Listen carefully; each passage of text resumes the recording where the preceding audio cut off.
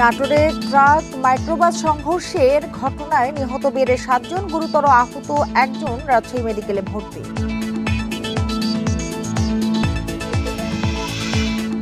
স্বাস্থ্য উপদেষ্টার নিয়োগ ডক্টর ইউনূসের স্বজনপ্রীতির উদাহরণ, অভিযোগ এনসিপির হাসনাতের পদত্যাগের আহ্বান।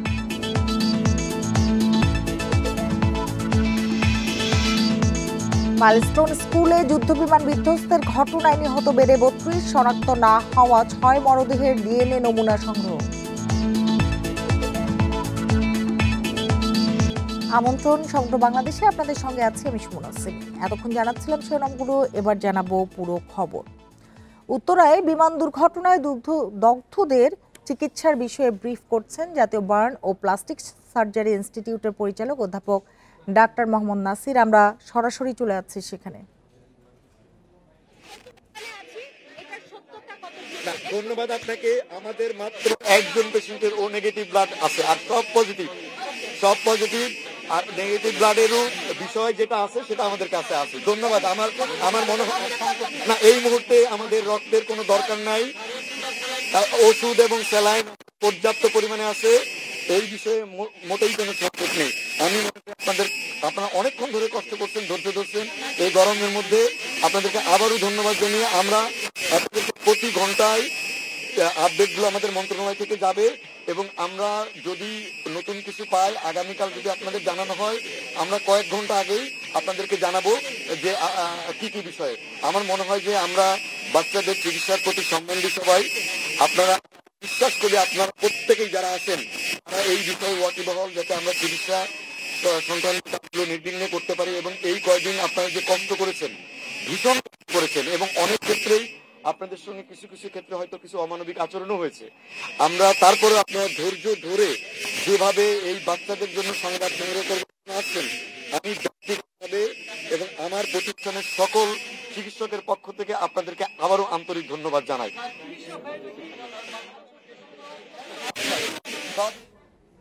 বার্ন ইনস্টিটিউটের পরিচালক অধ্যাপক ডাক্তার মোহাম্মদ নাসির কথা বলছিলেন, আমরা এতক্ষণ সেখানেই ছিলাম। প্রবাসী আত্মীয়কে বরণ করতে ঢাকা বিমানবন্দরে যাবার পথে নাটোরে সড়ক দুর্ঘটনায় একই পরিবারের 4 নারী সহ 7 জনের মৃত্যু হয়েছে। ট্রাক মাইক্রোবাস সংঘর্ষের এ ঘটনায় গুরুতর আহত একজন রাজশাহী মেডিকেলে চিকিৎসাধীন রয়েছেন। ট্রাকের লেন পরিবর্তন ও বেপরোয়া গতির কারণে দুর্ঘটনা বলছে পুলিশ।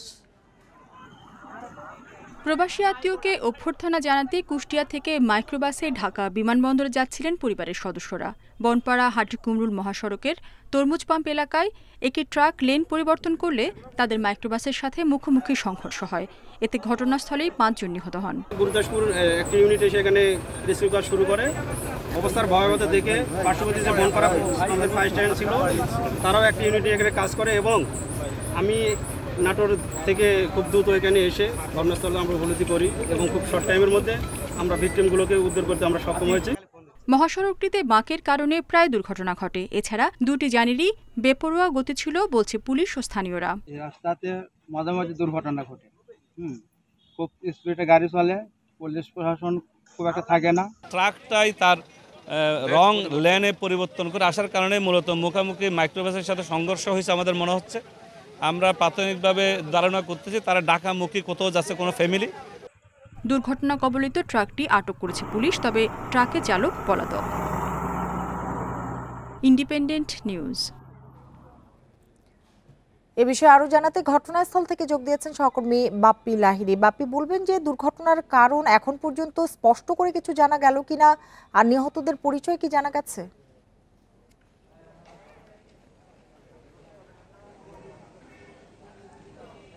আজকে সকালে যে বড়াই গ্রামে বনপাড়া হাটিকুমরুল মহাসড়কে দুর্ঘটনা ঘটে, এই ঘটনা কিন্তু এখন পর্যন্ত আমরা সর্বশেষ তথ্য যেটা পেয়েছি যে এই মাইক্রোবাসটিতে যে 8 জন ছিল, চালক সহ 8 জন, সেই 8 জনই কিন্তু নিহত হয়েছে। এর মধ্যে 6 জনের মরদেহ এই বনপাড়া হাইওয়ে থানাতে পুলিশের হেফাজতে রয়েছে, এবং বাকি 2 জন যে রাজশাহী মেডিকেল কলেজ হাসপাতালে চিকিৎসাধীন অবস্থায় মারা গেছে, তাদের মরদেহটি ওখানকার আইনি প্রক্রিয়া শেষে কিন্তু আসলে এখানে নিয়ে আসা হবে বলে এখানকার পুলিশ কর্মকর্তারা আমাদেরকে জানিয়েছেন। আর সর্বশেষ যেটা আমরা জেনেছি যে এই কুষ্টিয়া থেকে যে পরিবারের বা তাদের আত্মীয় স্বজনরা যে ঢাকা অভিমুখে যাচ্ছিলেন এই গাড়িটি কিন্তু আসলে ওখানে এই বনপাড়া হাটিকুমরুল মহাসড়কে তরমুজ পাম্প এলাকায় পৌঁছানোর পর বিপরীত মুখ থেকে যে ঢাকা মুখ থেকে নাটোরগামী যে ট্রাকটি সেই ট্রাকটি দুটি গাড়ি আসলে বেপরোয়া ছিল বলে স্থানীয়রা জানিয়েছেন।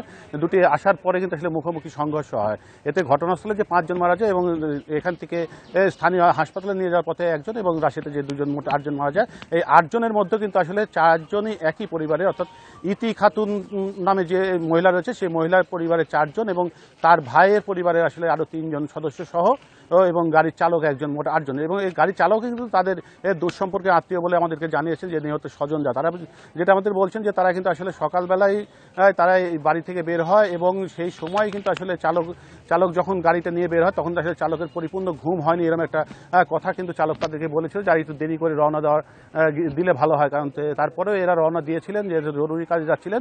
তো এই যে স্বজনরা এবং দুঃসম্পর্কে যে আত্মীয় স্বজন যারা রয়েছে তাদের সাথে আমি কথা বলেছিলাম, তারা বলেছে সম্ভবত যে একে তো বেপরোয়া গাড়ি ছিল, তারপরে আসলে চালকের ঘুম থাকার কারণে কিন্তু এই দুর্ঘটনাটা ঘটে থাকতে পারে। তবে এখন যে নাটোর যে বনপাড়া হাইওয়ে থানাতে যে মরদেহগুলো রয়েছে সেই মরদেহগুলো আইনি প্রক্রিয়া শেষ হয়েছে, আর কিছুক্ষণের মধ্যে হয়তো বা স্বজনদের কাছে হস্তান্তর করা হবে। এরপরে কিন্তু এই মরদেহগুলো তাদের স্বজনদের নিয়ে কুষ্টিয়া যে ধর্মতলা এবং যে মেহেরপুর গাংনী এলাকায় যে বাড়ি তাদের সেখানে নিয়ে যাওয়া হবে। সেখানে আসলে তাদের শেষ কাজগুলো মানে দাফনের কাজগুলো সম্পন্ন করা হবে বলে আমাদেরকে তাদের স্বজনরা জানিয়েছিলেন। বাপি লাহিড়ী, আপনাকে অনেক ধন্যবাদ আমাদের সাথে যোগ দেওয়ার জন্য। স্বাস্থ্য উপদেষ্টার নিয়োগকে ডক্টর ইউনূসের স্বজনপ্রীতির বড় উদাহরণ বলে মন্তব্য করেছেন এনসিপির দক্ষিণাঞ্চলের মুখ্য সংগঠক হাসনাত আব্দুল্লাহ। বেতন ভাতা ফেরত দিয়ে দ্রুত তাকে পদত্যাগের দাবি জানান তিনি। চাঁদপুরে জুলাই পদযাত্রা কর্মসূচি উপলক্ষে পথসভায় এসব কথা বলেন তিনি। এ সময় সন্ত্রাস চাঁদাবাজের বিরুদ্ধে হুঁশিয়ারি দেন এনসিপির নেতারা। পদযাত্রার 23তম দিনে বুধবার সকালে চাঁদপুর সার্কিট হাউসে জুলাই শহীদ পরিবারের সদস্যদের সাথে দেখা করেন এনসিপির নেতারা, সেই সাথে তাদের খোঁজখবর নেন। পরে সাংবাদিকদের সাথে কথা বলেন এনসিপির উত্তরাঞ্চলের মুখ্য সমন্বয়ক সার্জিস আলম। এ সময় অন্তর্বর্তী সরকারের প্রতি জুলাই হত্যাকাণ্ডে জড়িতদের বিচারকে সর্বোচ্চ গুরুত্ব দেওয়ার দাবি জানান তিনি।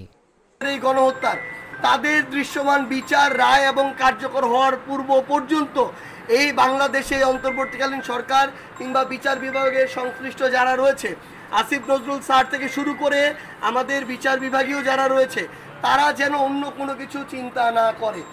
পরে সার্কিট হাউস থেকে বাস স্ট্যান্ড অভিমুখে পদযাত্রা করে এনসিপি। সেখানে মুখ্য সমন্বয়ক নাসিরউদ্দিন পাটোয়ারি হুঁশিয়ারি দেন, দেশে সন্ত্রাস চাঁদাবাজের কোনো ঠাঁই হবে না। চাঁদপুরের মধ্যে কোনো আমরা সন্ত্রাসকে প্রশ্রয় দিব না। চাঁদপুরের মধ্যে আমরা কোনো বালু দখলদারিত্বদেরকে প্রশ্রয় দিব না। পরে রাজধানীর মাইলস্টোন স্কুলে বিমান বিধ্বস্তে হতাহতদের স্মরণে শোক র্যালি বের করা হয়। শেখ হাসিনার আমলে বিমান খাতে অনিয়ম দুর্নীতি তদন্তের জোর দাবি জানান এনসিপি নেতা হাসনাত আব্দুল্লাহ। সেই সাথে স্বাস্থ্য উপদেষ্টাকে ব্যর্থতার দায়ে সরে যেতে বলেন।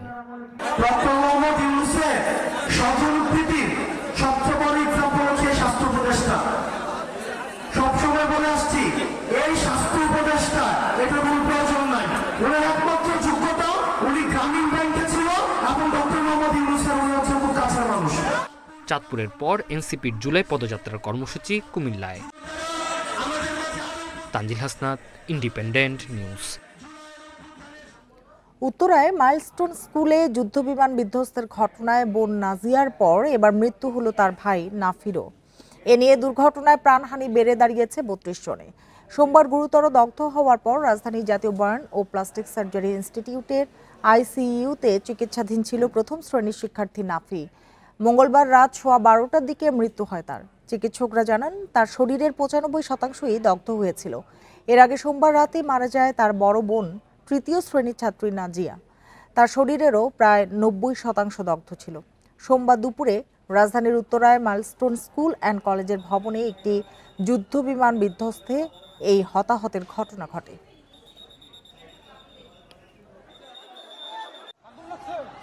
খুব দ্রুত তাকে উত্তরায় দাফনের ব্যবস্থা করা হচ্ছে। এই নাজিয়াকেও উত্তরায় দাফন করছে, পাশাপাশি ভাই বোন দুজনকে ওখানে দাফন করা হবে। উত্তরায় মাইলস্টোন স্কুল অ্যান্ড কলেজে বিমান বিধ্বস্তের ঘটনায় শনাক্ত না হওয়া 6টি মরদেহের ডিএনএ নমুনা সংগ্রহ করা হয়েছে।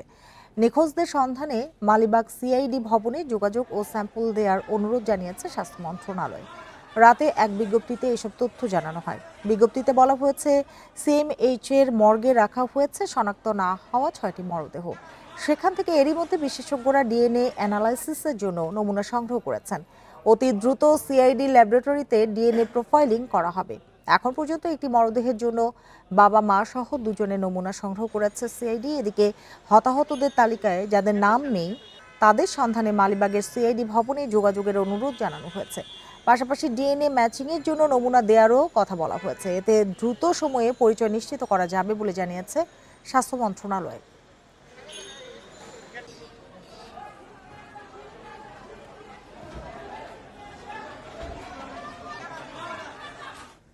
উত্তরায় বিমান বিধ্বস্তে দগ্ধদের চিকিৎসার বিষয়ে বার্ন ইনস্টিটিউটে বৈঠক করেছেন সিঙ্গাপুরের বিশেষজ্ঞ চিকিৎসক দল। দলটি নেতৃত্ব দিচ্ছেন সিঙ্গাপুর জেনারেল হাসপাতালের সিনিয়র কনসালটেন্ট চং সি জ্যাক। তারা রোগীদের অবস্থা মূল্যায়ন করে প্রয়োজনে বিশেষায়িত সেবার সুপারিশ করবেন। তাদের প্রাথমিক মূল্যায়ন এবং চিকিৎসার উপর নির্ভর করে অতিরিক্ত চিকিৎসা দলও ঢাকায় পৌঁছতে পারে। এদিকে ভারতীয় হাই কমিশনের পক্ষ থেকে জানানো হয়েছে, দগ্ধদের চিকিৎসায় প্রয়োজনীয় বিশেষজ্ঞ ডাক্তার ও নার্সদের একটি দল শিগগিরই ঢাকায় পৌঁছবে। স্বাস্থ্য অধিদপ্তর জানায়, জাতীয় বার্ন ও প্লাস্টিক সার্জারি ইনস্টিটিউটে বর্তমানে 44 জন দগ্ধ রোগী চিকিৎসা নিচ্ছেন, আর সিএমএইচে ভর্তি আছেন 21 জন। সব মিলিয়ে ঢাকার 5টি হাসপাতালে ভর্তি রয়েছেন বিমান দুর্ঘটনায় দগ্ধ 69 জন।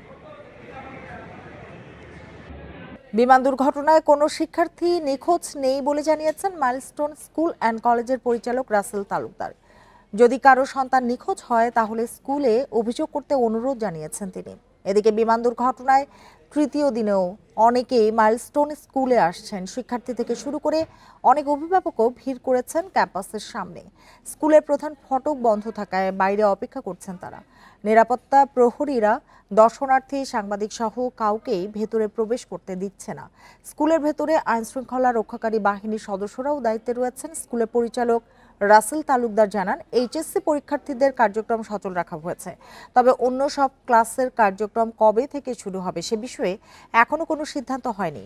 বিমান দুর্ঘটনা তদন্তে এরই মধ্যে স্কুল কর্তৃপক্ষ একটি কমিটি গঠন করেছে। কোনো অভিভাবক সন্তান খুঁজে না পেলে শিক্ষা প্রতিষ্ঠানের 5 নম্বর ভবনে অভিযোগ দায়েরের অনুরোধ স্কুল প্রশাসনের।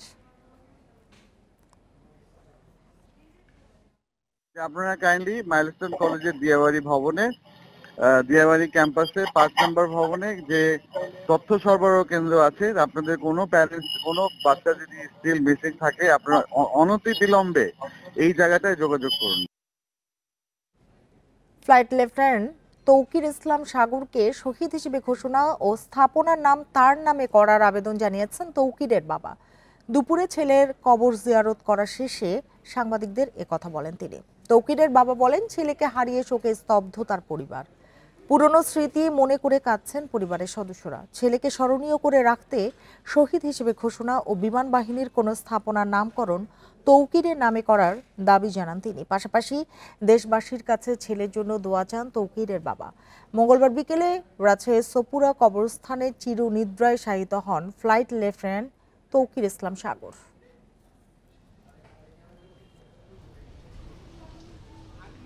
চাই আমার ছেলেকে বিমান বাহিনী বাংলাদেশের তরফ থেকে শহীদ খেতাব দিয়ে তার নামে যে কোনো একটা গেট বা কোনো বেজ এরকম তার স্মৃতি হিসাবে লেখনীতে থাক, ইতিহাসের পাতায় বিমান। পদত্যাগের অভিপ্রায় নেই, সরকার যেতে বললে চলে যাওয়ার সিদ্ধান্ত নেবেন বলে জানিয়েছেন শিক্ষা উপদেষ্টা CR আবরার। দুপুরে সচিবালয়ে সাংবাদিকদের কাছে এসব কথা বলেন তিনি।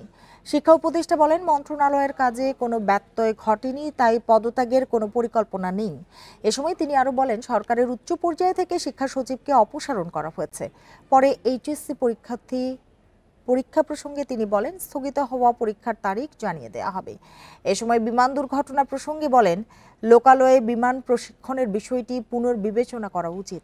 হতাহত ছাত্রছাত্রীদের তালিকা শিক্ষার্থীদের কাছে দিতে মাইলস্টোন কর্তৃপক্ষকে নির্দেশ দেওয়া হয়েছে। শিক্ষার্থীদের 6 দফা দাবি যৌক্তিক, পর্যায়ক্রমে মেনে নেওয়া হবে বলেও জানান শিক্ষা উপদেষ্টা।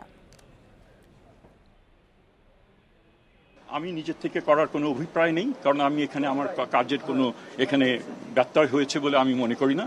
আপনাদেরকে আমি ঘটনা পরম্পরায় আপনাদেরকে জানালাম, আপনারা সেটা বিবেচনা করবেন, সেটা ঠিক কি ঠিক আমার মনে হয় না। আর যদি আমার তো নিয়োগকর্তাও রয়েছেন, তারাও যদি এখানে মনে করেন যে এখানে ব্যত্যয় ঘটেছিল, তো আমাকে যেতে বললে আমি অবশ্যই চলে যাব। আমার কোনো এখানে আঁকড়ে ধরার, নিজেকে জাস্টিফাই করার কোনো কিছু নয়।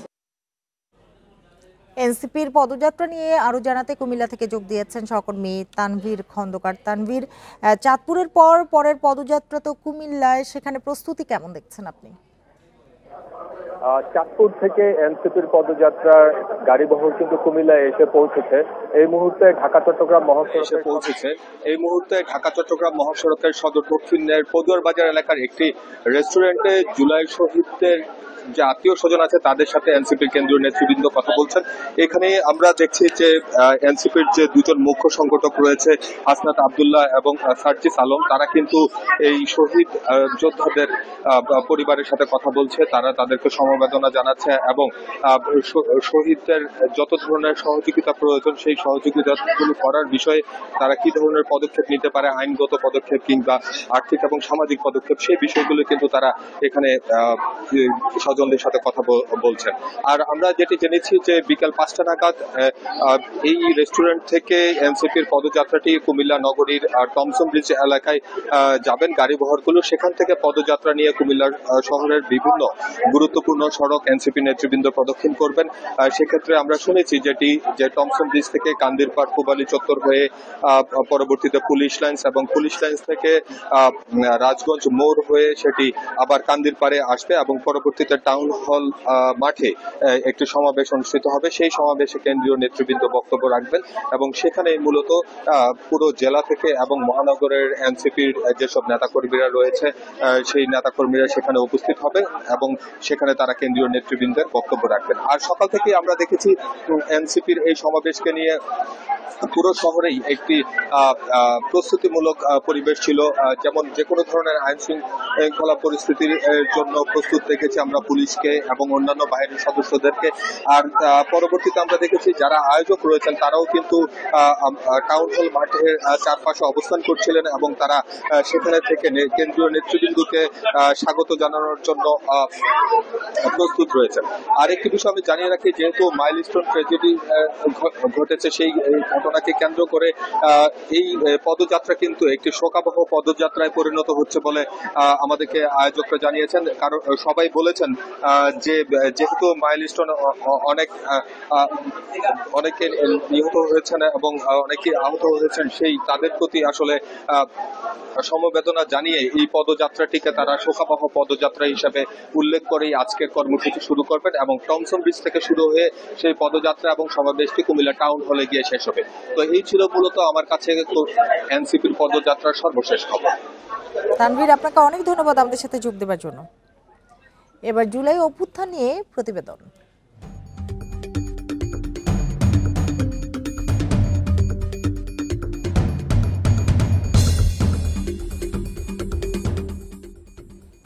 নাটোরে টাকার অভাবে চিকিৎসা করাতে পারছেন না জুলাই অভ্যুত্থানে আহত অনেকে। ভবিষ্যৎ নিয়ে দুশ্চিন্তায় দিন কাটছে তাদের। স্বাভাবিক জীবনে ফিরতে সরকারের কাছ থেকে অর্থ সহায়তা ও চাকুরির দাবি করেছেন তারা। যদিও প্রশাসন বলছে সমস্যার সমাধানে আহতদের পাশে আছে সরকার। ঢাকায় জুলাই অভ্যুত্থানে অংশ নিয়ে পুলিশের গুলিতে আহত হন নাটোরের সাব্বির হোসেন। চোখে গুলি লাগায় সরকার 1 লাখ টাকা অনুদান দিলেও ব্যয়বহুল হওয়ায় এখন অর্থের অভাবে চিকিৎসা বন্ধ তার। খরচ জোগাতে হিমশিম খাচ্ছে পরিবার। আগে মনে করেন যে কাজকাম করতাম, এখন কাজকামও করতে পারি না। কাজে গেছিলাম, কাজে মনে করেন যে কয়েকদিন কাজ করার পরে আর কাজে নেয় নাই। কিন্তু এমন একটা পরিস্থিতি, আমরা যে তার চিকিৎসা করব সেই চিকিৎসা বহনও করতে পারতেছি না। শুধু সাব্বির নন, আন্দোলনে অংশ নিয়ে আহত অনেকেই মানবেতর দিন কাটাচ্ছেন। তাদের অভিযোগ, শুরুতেই সরকারের পক্ষ থেকে কিছু অনুদান পেলেও এখন আর কোনো সহায়তা পাওয়া যাচ্ছে না, যার কারণে সময় মতো চিকিৎসা হচ্ছে না। আমার ছেলের মতন আরো তো অন্য মার সন্তানও তো মৃত্যুপঙ্গু হয়ে আছে অনেক জায়গায়, ঢাকা হাসপাতালে, কিন্তু বিভিন্ন হাসপাতালে তোরা আছে।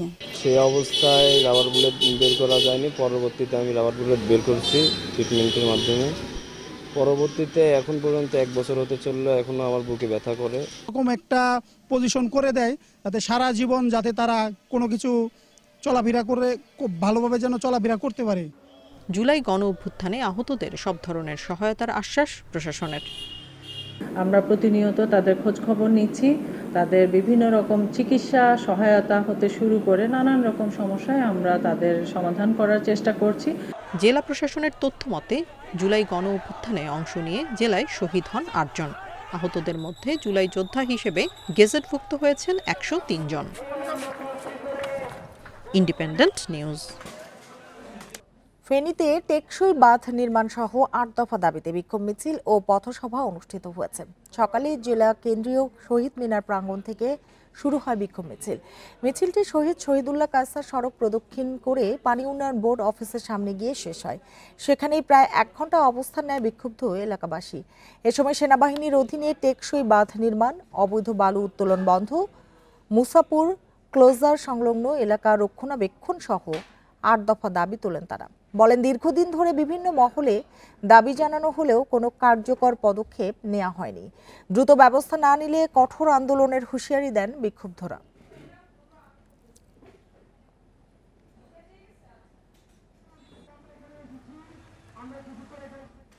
উজানের ঢল কমে আসায় ফেনীর মুহুরী, কহুয়া ও সিলোনিয়া নদীর পানি বিপদসীমার নিচ দিয়ে প্রবাহিত হচ্ছে। এর জেরে প্লাবিত 10 গ্রাম থেকে পানি নেমেছে। পানি নামার সাথে সাথে ফুটে উঠেছে ক্ষয়ক্ষতির চিত্র। নষ্ট হয়েছে গ্রামের মানুষের ঘরবাড়ি, আসবাবপত্র ও ফসলি জমি।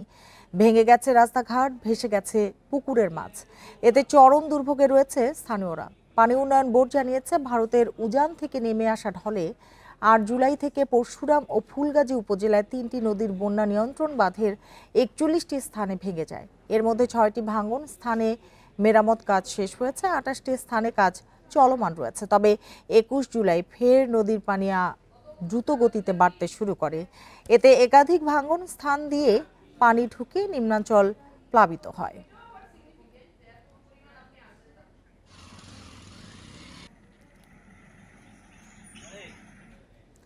বিল না পেয়ে রাজশাহী সিটি কর্পোরেশনের সকল উন্নয়ন কাজ বন্ধ করে দিয়েছে ঠিকাদাররা। সকালে নগরীর সোপুরা এলাকায় রাজশাহী নওগাঁ মহাসড়কে তারা এ ঘোষণা দেন। ঠিকাদারদের দাবি, প্রায় 100 কোটি টাকার বিল আটকে রেখেছে সিটি কর্পোরেশন। পাওনা টাকা না পেয়ে তারা শ্রমিকের মজুরি দিতে পারছেন না। এর আগে সংবাদ সম্মেলন করে তারা বিল ছাড় করার অনুরোধ জানিয়েছিলেন। এরপরও কর্তৃপক্ষ কোনো পদক্ষেপ নেয়নি, তাদের সঙ্গে কোনো আলোচনাও করেনি। এ অবস্থায় শহরের উন্নয়ন কাজ বন্ধের সিদ্ধান্ত নিতে বাধ্য হয়েছেন বলে জানান তারা। সমস্যার সমাধান না হলে রোববার শ্রমিকদের নিয়ে নগর ভবনের সামনে সমাবেশ করারও ঘোষণা দেন ঠিকাদাররা। বিল না পাওয়ার জন্য এবং রাজশাহীর বিভিন্ন সমস্যা উপস্থাপন করেছিলাম, তারই ফলশ্রুতিতে আজকে আমরা একযোগে কাজ বন্ধ রেখেছি। আগামী রবিবার 27 তারিখে আমরা রাজশাহী সিটি কর্পোরেশনের সামনে বিভিন্ন সমস্যা নিয়ে আমরা মানববন্ধন করব।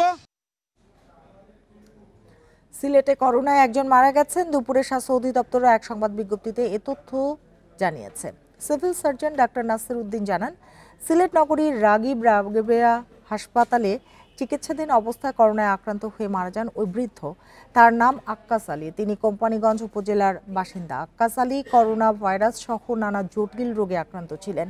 এদিকে করোনায় সিলেটে এ পর্যন্ত 3 জন মারা গেছেন। বাকি 2 জন নগরীর ডাক্তার শামসুদ্দিন আহমেদ হাসপাতালে মারা যান। গত 24 ঘন্টায় সিলেটে একজনের শরীরে করোনা ভাইরাস শনাক্ত হয়েছে।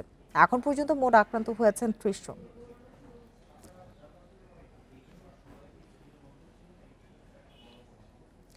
বঙ্গোপসাগরে ইঞ্জিন বিকল হয়ে 4 দিন ধরে ভাসতে থাকা 18 জেলে উদ্ধার করেছে নৌবাহিনী। মঙ্গলবার উদ্ধারের পর তাদের কুতুবদিয়া এলাকায় নিয়ে আসা হয়েছে। সংবাদ বিজ্ঞপ্তিতে জানানো হয়েছে, বঙ্গোপসাগরে নৌবাহিনী শহীদ ফরিদ টহলরত অবস্থায় মহেশখালী হতে 25 মাইল পশ্চিমে একটি মাছ ধরার ট্রলার দেখতে পায়। পরে মাছ ধরার ট্রলারে পৌঁছানোর পর জেলেরা জানান, ট্রলারের ইঞ্জিন বিকল হয়ে যাওয়ায় তারা গত 4 দিন যাবৎ ভাসমান অবস্থায় রয়েছেন। এরপর নৌবাহিনী সদস্যরা ট্রলারটি ওই স্থান হতে বিশেষ ব্যবস্থাপনায় টেনে নিয়ে কুতুবদিয়া সংলগ্ন এলাকায় নিয়ে আসেন। ট্রলারে থাকা 18 জন জেলেই বর্তমানে সুস্থ রয়েছেন। ট্রলারটি ভোলা জেলার মনপুরা এলাকা হতে মাছ শিকারের উদ্দেশ্যে সমুদ্রে এসেছিল।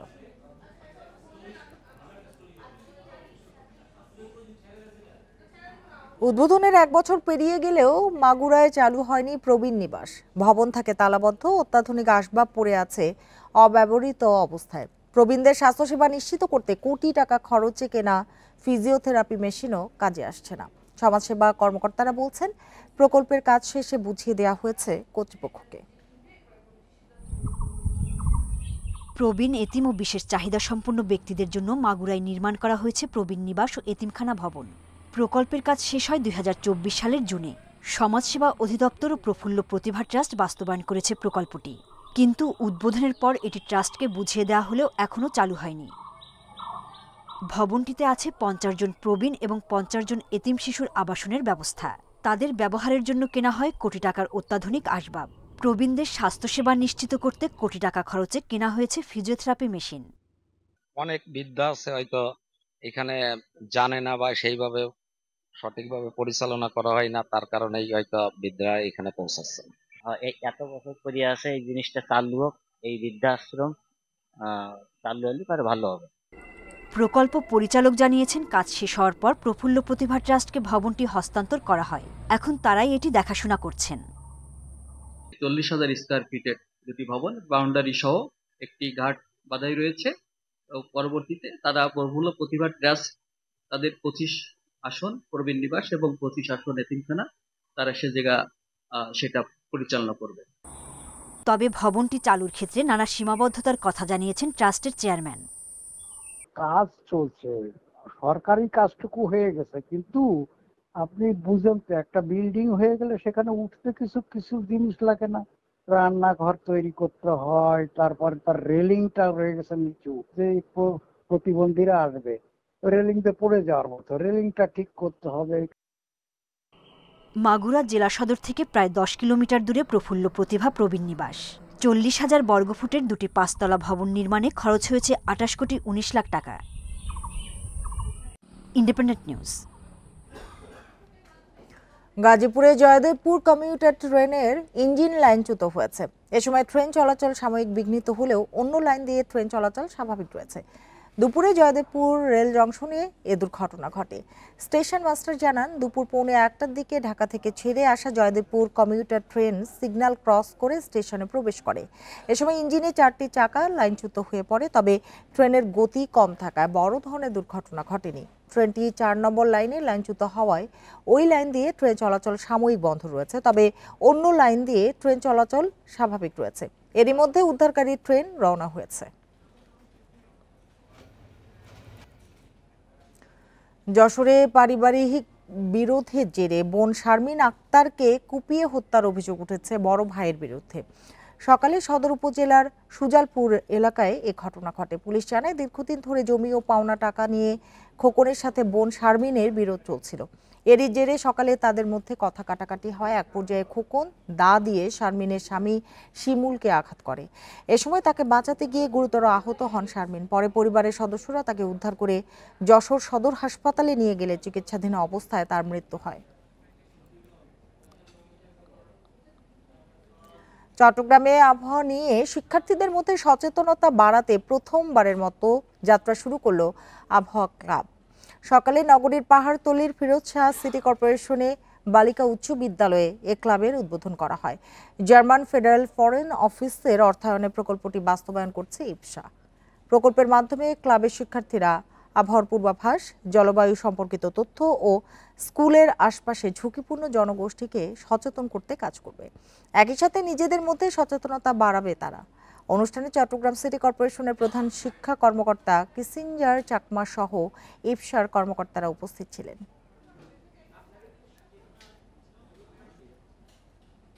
এই ছিল এখনকার সংবাদে। ইন্ডিপেন্ডেন্ট টেলিভিশনের সব খবরের আরো বিস্তারিত জানতে চোখ রাখুন ফেসবুক, ইউটিউব এবং এক্সে। ধন্যবাদ সবাইকে।